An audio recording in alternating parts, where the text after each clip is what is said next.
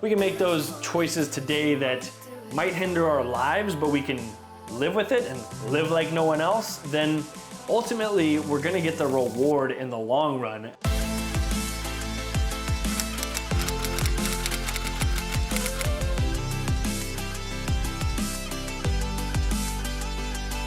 What is going on, my friends? Welcome back to the Morning Takeaway Podcast, aka the Inside Influence Podcast. As I sit here and I say that, I'm kind of reflecting that it kind of feels like I haven't really been keeping a promise in the sense that I am going to be having guests on this podcast. I have talked with numerous people. I just quite honestly haven't had the time to get everything organized right now. I know that's an excuse, but I just want you to know that it is coming, and especially as I embark on this new journey of traveling pretty much nationwide, it's going to start to come together, especially when I'm in different cities, places that I know of people that I've talked to, and reach out to other people. So just a little update there. You can call my bluff if you want to.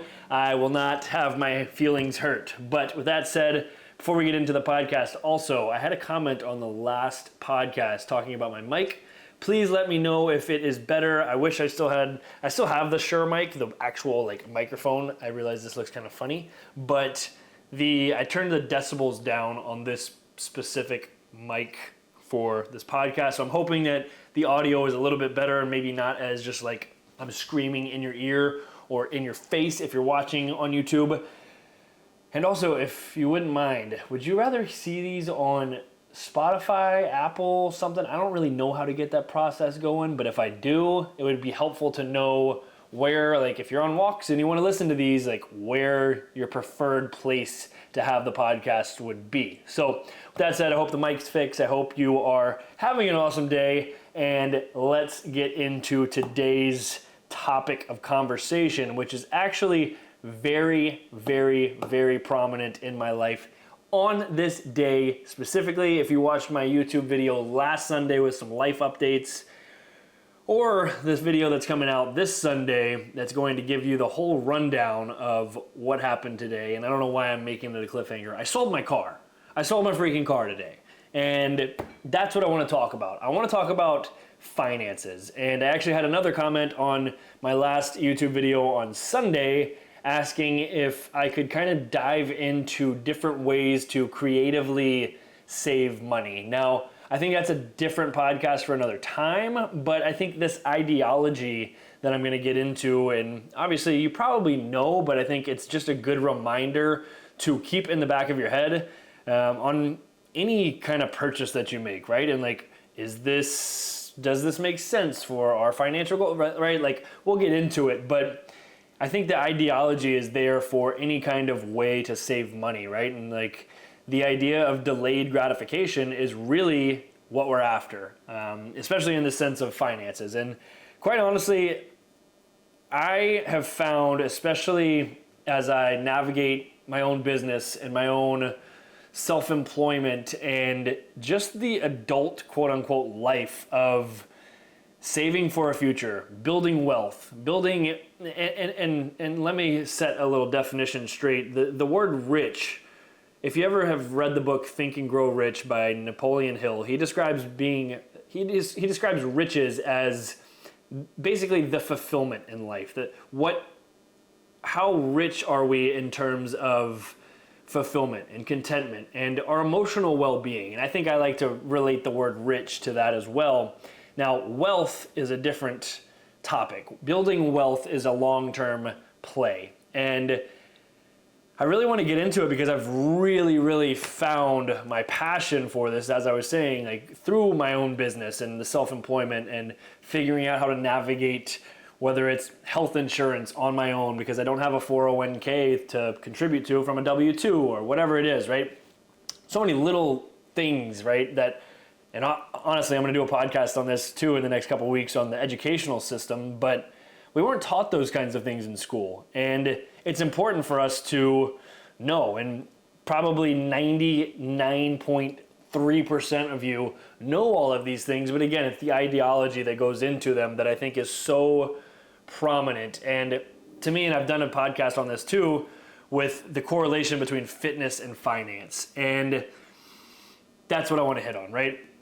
So my passion for this whole idea in finance has really grown from my perspective on fitness and life as well. Stacking the compound effect of maybe I set up, an investment account that pulls $10 a week out of an account, right? Like whatever that number is for you or whatever, like that compounding interest, you don't even know about that money. And over time, you have built this, you have accumulated wealth over time, right? I'm kind of going off on a little bit of a rabbit hole here, and I want to get back to the original idea. I sold my car, and that's the initial reason that I started this podcast. I'm being very scatterbrained. I think it's quite hilarious. But the idea of selling my car, I want to reflect on it. You know, I got home today after selling my car, and I was like, this feels really weird. It feels really weird that I don't have a car. It feels really weird that I'm going to have to Uber. It feels really weird that I'm going to have to rely on other people's schedules to drive me around or ask for rides, right? And quite honestly, a lot of this will be eliminated because I will be traveling, and that was one of the main reasons why I sold my car. But it does feel weird, but it also feels like the most fitting thing imaginable for my life right now. And I think this is a takeaway that I would want to put out there, is that if you are looking to build long-term wealth, or you are looking to minimize your costs, like look into selling your car and having maybe buying an older beat up car that's already paid off, right? And having lower payments. Like that $200 a month that you invest, like you sell a car that was a $400 payment, now you have a $200 payment. That $200 a month adds up over time and will help you in the long run, right? And I think the idea for me that I'm selling my car, and this is a totally different separate thought, but it's kind of hilarious that in today's world, in this quote unquote world of influencers, that I guess I'm looped into that category, is all about showing like what we have and the shiny syndrome, right? Like let's show everyone what we have and blah blah blah. And like, to me, that is just not who I am. And yes, it's fun to show you guys like my travels and blah blah blah, but those are experiences, and I'd rather spend my life on experiences. I'd rather build wealth for experiences. I'd rather, share with people experiences in life and have those kinds of conversations rather than the surface level, like, oh, do you remember my Ferrari? Or like, I don't know. To me, it's funny because I'm in that position of quote unquote an influencer, and now here I am without a car. And obviously that was by choice. But the biggest thing that led me to selling my car, and I've been thinking about this for months. Obviously it's May. At the beginning of the year, I did a podcast and kind of said my word for the year. And I put this on Instagram as well, but my word for the year was minimalism. And living below my means is essentially what minimalism means. And, well, it's a lot of means, but the idea of living below my means only contributes to that long-term wealth and that long-term strategy of compounding, I guess, expenses that aren't there. We are eliminating those expenses to have that money be essentially, if it's not being spent, it's being invested, right? So now I've just taken however many of hundreds of dollars of payment a month, and now I'm putting it elsewhere, right? Because it's non-existent, right? So I guess that's my takeaways from selling my car. It's just very, very, I think the word for it is probably fulfilling, because now I am so independent, and I don't need real car insurance. Like that's something I was navigating today as well, and like a cheaper car. Like the point here, my takeaway is, and I'm sorry for being so all over the place. I'm just really riled up and excited about this whole idea. My takeaway is for you to delay your gratification. And I said that, but the quote that this all started with for me was something that Dave Ramsey said. And he says, live today like no one else, so you can live in the future like no one else. And now what does that mean? To me, it means that I'm gonna live like no one else without a car. And that's fine. That's the responsibility and the decision that I have taken chosen to accept by that decision, right?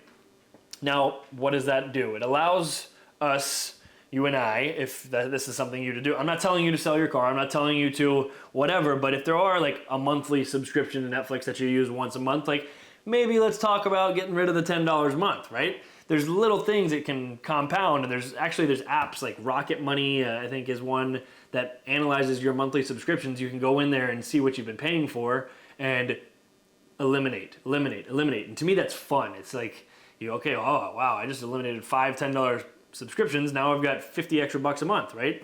And when you do that, it allows you to, in the future, live like no one else, right? So if I'm gonna choose to live today as if I don't have a car, which obviously I'm doing now, then in the future, that same money can be invested back into, let's say, my dream car or my dream experience. Like that's probably more on par. But that idea, I guess I just wanted to share with you my experience and my takeaway, especially with that quote, in the idea that finances are so aligned with life because, or fitness, and the little daily habits or little daily investments or little daily decisions that all compound. And I think it's just super powerful to take that into account and to take that mindset into any purchase that we make, right? Like if I'm going into buy groceries at the grocery store, I'm like, oh, I really don't want to spend this $300 at Costco. Well, hey, let's look at that $300 purchase. That $300 purchase, if that, like for me, that lasts me at least 3 weeks, sometimes even the full month. And if you break that down on a daily expenditure, that's 30 days for $300. You're getting 3 meals, or you are living for essentially $10 worth of meals a day. Now, if you go out and you go to Sweet Green or you go to Chipotle or you go to whatever these little restaurants are that you feel like are healthy, and I've done podcasts in the past on that as well, like talking about like pack your own lunch, right? Like those are gonna cost you more than $10 on one meal. You wanna talk about financial freedom? Go spend the $300 at Costco and eliminate those decisions. It also eliminates something called decision fatigue. That's a whole nother podcast, but these little things add up so much to our long-term ideas and gratification, right? It's that whole idea of delayed gratification. So if we can make those choices today that might hinder our lives, but we can live with it and live like no one else, then ultimately we're gonna get the reward in the long run as long as we're patient and we're consistent and we are diligent about how we're doing it, right? Like be smart and play your cards the right way, and ultimately those results are gonna yield over a given amount of time, right? So I think that's pretty much all I have for you. I think that was about 15 minutes of me going in a lot of different directions, but I hope I was able to tie it in some way, shape, or form. It's funny because I go through these podcasts and I get really amped up and super excited about it. And I know, like before I get on the podcast, that I want to get or convey some kind of message. And sometimes I'll leave the podcast thinking like, heck yeah, I killed that. And I hope somebody hears that message. And sometimes I'll get on it and be like, I could have articulated that idea a little better. And today was one of those days that I felt I could articulate it a little better, but hopefully there was some kind of takeaway for you. I do feel very strongly about this stuff, and I appreciate you listening, obviously. I wouldn't be able to do what I do without you, but I think it's also important to be honest with you, and you feel like maybe you didn't give your best articulation or your best, not my effort, because my effort, whatever. But here we are in class of self What's the word? Self-deprecation? I don't know. But we're gonna wrap this thing up with a random question, as always. Do you have any nicknames? My nickname growing up was Chuck because of Chuck Norris, and people called me Walker Texas Ranger. Growing up in like Little League baseball. Here we go. What's the last book you gave up on and stopped reading? Honestly, I didn't give up on it, but I started a different book and kind of forgot about it. But it was Kevin Hart's book, and I really, really enjoyed it and hearing his life stories. But I don't know. I would kind of relate to it, and I like the self-help stuff, but I got into real estate investing and started really reading actually a financial book called Set for Life, and it kind of took my attention away. And then I started reading The Untethered Soul by Michael Singer. That's hands down top 3 books I've ever read in my entire life. If you want to get in touch with yourself and your conscious self, I strongly, strongly, strongly recommend that. It's mind-blowing. And I don't know. So there's a little extra for you to wrap this podcast up. So if you did take something away, I would appreciate the best way you can repay me is by sharing this with somebody that might need to hear it, that you think might need to hear it.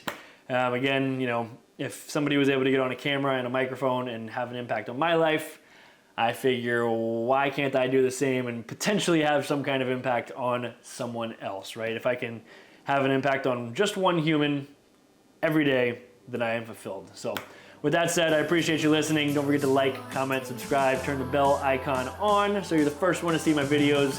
I appreciate you. I will see you soon. Have an awesome freaking day, and don't forget to smile.